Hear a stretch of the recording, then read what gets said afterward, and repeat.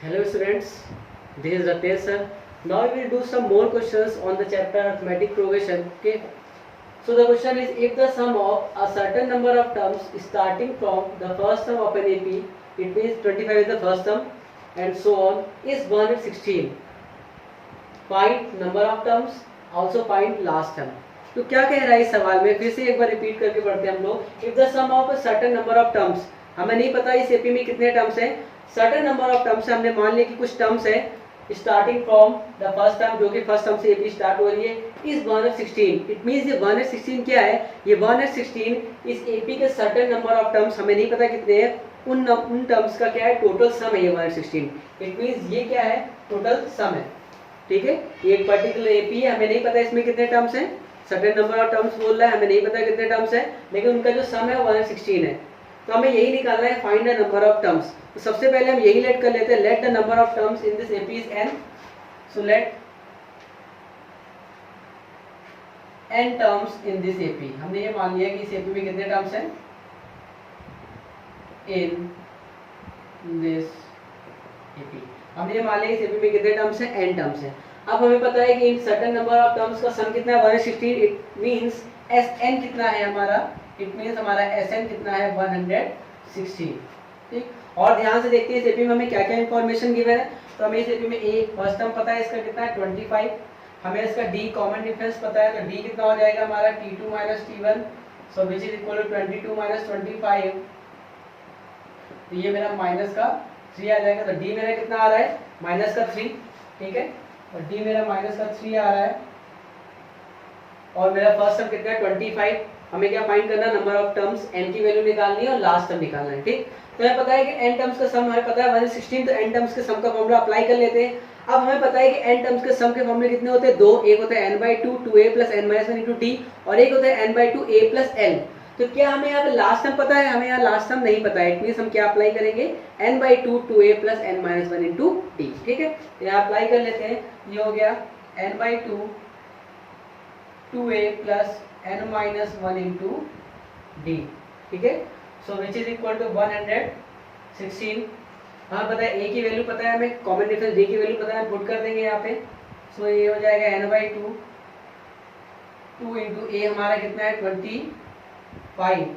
ये हमारा कितना है 25 प्लस n - 1 * d हमारा कितना है माइनस का 3 इक्वल टू 116. ये 2 यहाँ क्रॉस मल्टीप्लाई हो जाएगा. ठीक है, ये हो जाएगा n, ये हो जाएगा अंदर 50 माइनस का 3n प्लस का 3, और उधर हो जाएगा ये 116 × 2 से हो जाएगा 232. ठीक है, इस n का अंदर मल्टीप्लाई करा देंगे, उसको सॉल्व कर लेते तो हो जाएगा n 53 माइनस 3n, और ये हो जाएगा 232.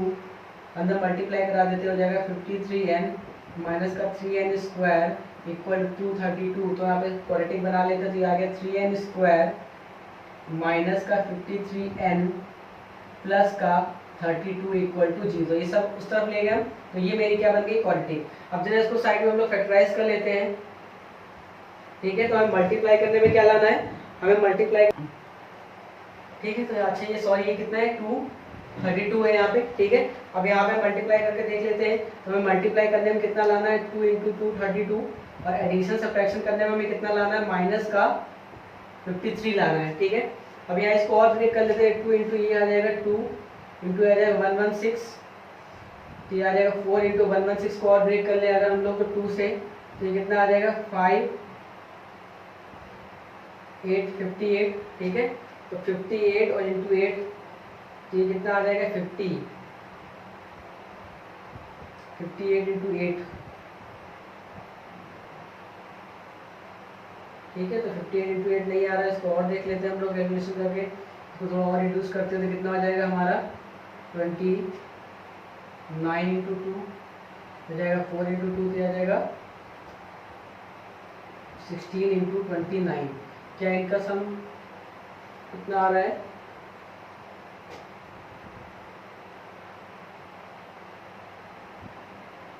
कुछ गलत हो रहा है यहाँ पे. अच्छा ये 3 है, मल्टीप्लाई 3 का कराना है, 3 × है ये. ठीक है, सॉरी ये कितना है 3 × 232 है, तो 3 × है, तो यहाँ 3 है, सॉरी ये 3 है, तो ये कितना हो जाएगा 6 हो जाएगा.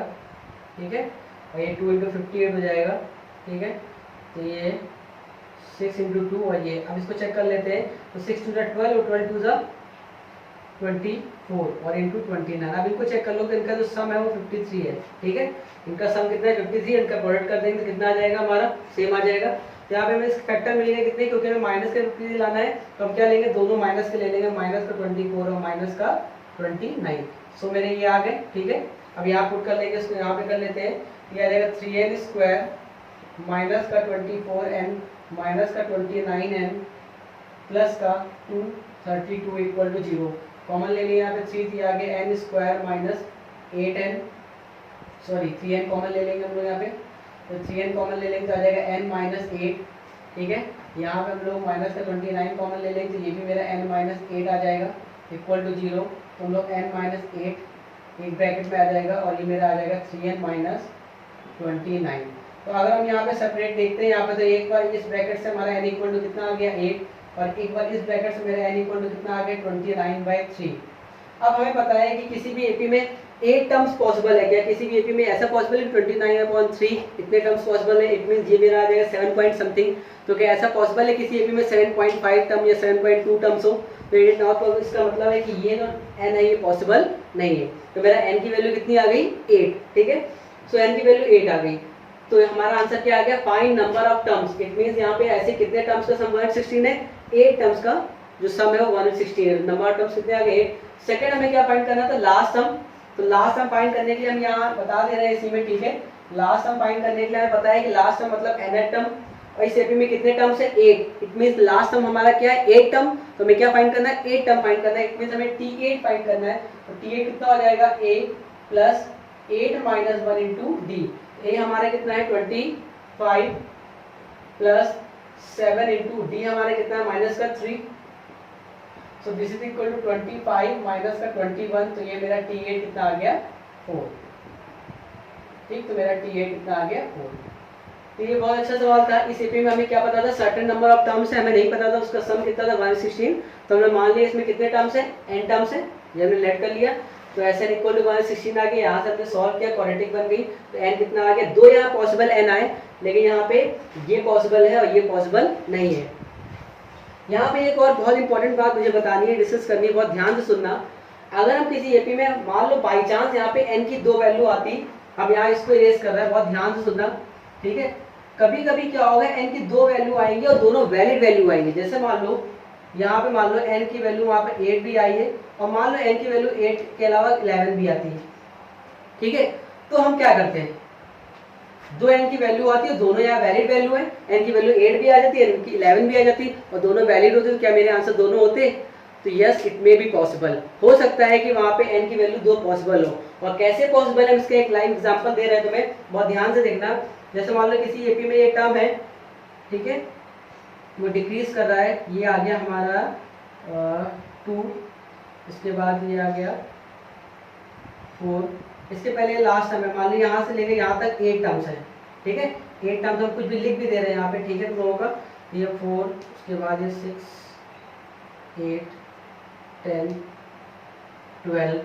ठीक है, तो ये आ गया 14, 16, तो ये आ गया 16, 12, 14, 12, 10, 8, 6, 4। तो कितने टर्म हो गए, 1 2 3 4 5 6। ठीक है, 6 हो गए यहाँ पे, 6 टर्म ये हो गए, 7 टर्म्स हो गए। और 7 टर्म्स के बाद मान लो यहाँ पे उसके बाद ये 2 हो गया। अब इसके बाद देखो यहाँ पे पॉसिबल क्या है, यहाँ पे मान लो 0 हो गया या -2 हो गया।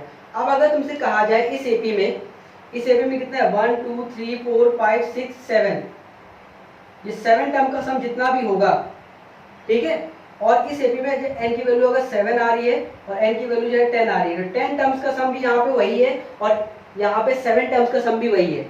पॉसिबल है ना। तो ऐसा पॉसिबल हो सकता है कि यहाँ पे 2n आ जाए और दोनों पॉसिबल हो। क्यों, क्योंकि ऐसा पॉसिबल है क्योंकि यहाँ पे अगर हम यहाँ देखेंगे तो 7 टर्म्स का कुछ सम आएगा, उसके बाद अगर इन चारों 10 टर्म्स का सम देखेंगे तो इन तीनों की वजह से वो कैंसिल हो रहा है। इट मीन्स यहाँ पे 7 टर्म्स का सम भी जो आ रहा होगा और 10 टर्म का सम भी पॉसिबल है, जो कि सेम है 116, मतलब जो भी यहाँ पे होगा। अगर यहाँ इसको सम कर भी लेंगे तो ये कितना सम आ जाएगा, यहाँ चेक कर लेते हैं। अगर तो कितना आ गया 30, 20, 50, ठीक है, 60 आ गया और ये 70।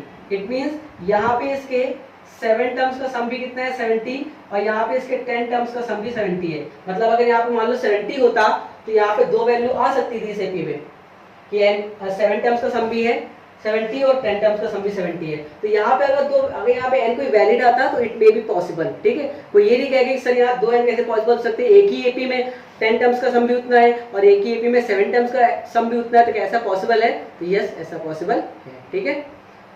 तो हम लोग एक और इंपॉर्टेंट क्वेश्चन देखते हैं, इसके बाद इसको इरेज करते हैं।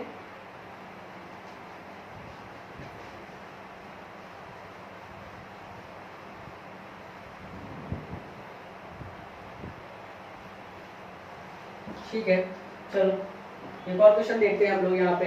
How many terms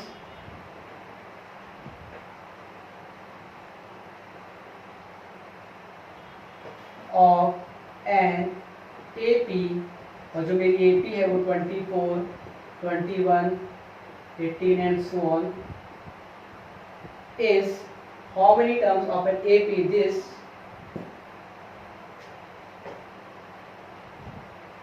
must be taken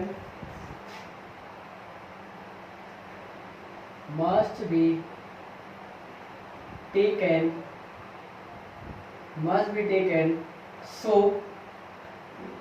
their sum becomes 78। अब यहाँ पे क्या कह रहा है? कह रहा how many terms of an AP, ये एक एपी है और हमें नहीं पता ये डैश लगा हुआ कितने टर्म्स हमें नहीं पता। कह रहा how many terms in this AP must be taken so that their sum becomes 78। यहाँ पे कितने टर्म्स होंगे, ऐसे कितने टर्म्स होंगे जिनका सम करने पे 78 आएगा। इट मीन्स हमें यहाँ पे भी क्या निकालना है? हमें यहाँ पे भी निकालना है कि अगर 78 इस एपी का टर्म है तो हमें यहाँ ये चेक करना है कि इस एपी में टोटल कितने टर्म हैं। ये तो टर्म फाइंड करना है ना, हाउ मेनी टर्म्स, इस एपी में कितने टर्म्स होंगे, या हम इस एपी में कितने टर्म्स लें कि सम कितना आ जाए 78। तो हम लेट कर लेते हैं, लेट 78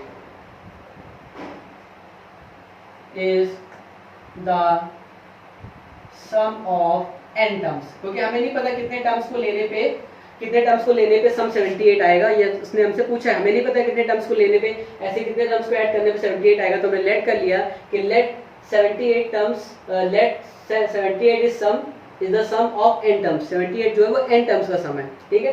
इसका मतलब n टर्म्स को लेने पे इसका सम कितना आ रहा है? 78, और यही n हमें क्या करना है? फाइंड करना है। तो हम लेट कर लेंगे, इसका मतलब ये Sn जो है वो कितना है? 78, ठीक। और ऐसा कहता है हाउ मेनी टर्म्स, ऐसे कितने टर्म्स है ये हमें बताना है, ठीक है। चेक कर लेते हैं। तो यहाँ पे Sn इक्वल टू आ गया, तो ये आ गया n/2 2, अब 2a plus n minus 1 into D लगाएंगे क्योंकि लास्ट टर्म में n तो पता नहीं है, ठीक है। तो a प्लस l वाला नहीं लगा पाएंगे। a यहाँ पे कितना है हमारा? 24 plus n minus 1 into D हमारा कितना है यहाँ पे? अगर आप d निकालो तो यहाँ पे d कितना आएगा आपका? 21 minus 24, so which is equal to minus का 3, ठीक है। ये आ गया माइनस का 3 इक्वल टू 78, ठीक। ये आ जाएगा n, 2 का मल्टीप्लाई हो जाएगा वहाँ पे, ये आ जाएगा 48 प्लस ये आ जाएगा माइनस का 3n, मल्टीप्लाई करा दिया मैंने माइनस का, ठीक है, प्लस का 3, ठीक है। और ये हो जाएगा 78 multiply by 2, so this is equal to 156, ठीक है। अब यहाँ से सॉल्व कर लेते हैं, आ जाएगा 48n,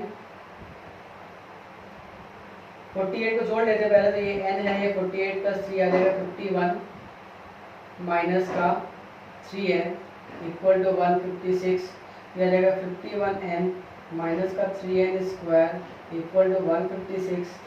यहाँ सॉल्व कर लेते हैं इसको, दिया जाएगा 3n स्क्वायर उधर जाएगा माइनस का 51n और वो कितना हो जाएगा? प्लस का 156 इक्वल टू 0, ठीक है। सो ये आ गया हमारा। अगर हम बहुत ध्यान से देखेंगे तो यहाँ 3 से सब रिड्यूस हो रहे हैं, तो यह जाएगा n स्क्वायर 3 से कैंसिल हो गया, यह आ जाएगा 17n, ठीक है। और ये चला जाएगा 3 5 सा 3 2 सा। तो ये मेरी एपी आ गई। मल्टीप्लाई करने में हमें कितना लाना है? 52, और एडिशन सब्ट्रैक्शन करने में कितना लाना है? माइनस का 17, ठीक है। तो ये आ जाएगा, हमें पता है 13 4 सा कितना होता है? 52 होता है, 13 4 सा, ठीक है। तो अगर दोनों माइनस का साइन ले लेंगे तो आ जाएगा। तो इसके फैक्टर हो गए हमारे n स्क्वायर माइनस का 13n माइनस का 4n और प्लस का 52, यहाँ पे n कॉमन आ गया तो ये n माइनस 13 आ गया, यहाँ पे माइनस का 4 कॉमन ले लिया तो ये भी n माइनस 13 आ गया, तो ये n माइनस 13 एक ब्रैकेट में आ गया, n माइनस 4 एक ब्रैकेट में आ गया, तो यहाँ पे एक वैल्यू 13 आ रही और एक वैल्यू कितनी आ रही 4। और जैसा कि अभी हमने इससे पहले वाले क्वेश्चन में बताया था मे बी पॉसिबल, ऐसा पॉसिबल है कि 4 टर्म्स का जो सम होगा और जो 13 टर्म्स का सम होगा वो दोनों सेम आए। ओके, सो इसको इरेज करते हैं, ये भी अच्छा क्वेश्चन था, ये चीज़ मैंने पहले डिस्कस कर दी थी। ठीक है, तो इसके बाद के क्वेश्चन हम नेक्स्ट वीडियो में कवर करेंगे। Okay, bye.